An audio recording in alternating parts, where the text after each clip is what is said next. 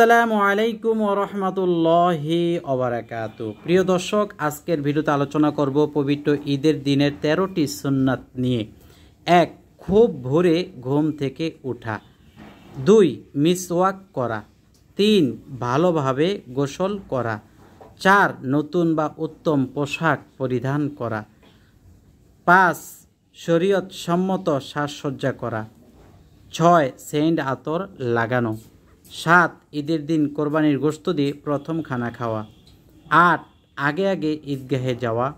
9. পুরুষ মহিলা সকলে তাকবীর দেয়া, তবে মহিলারা আস্তে আস্তে তাকবীরটি দিতে হবে। তাকবীর দিবেন কিভাবে?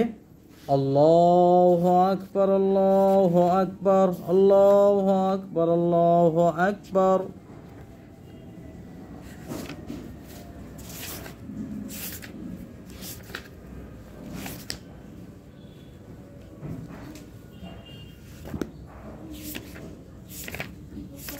এই যে মোহাম্মদে কয়বার লড়লি রে এখান থেকে?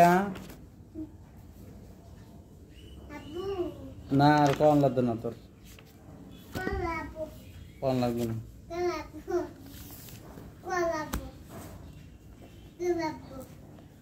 চুপ।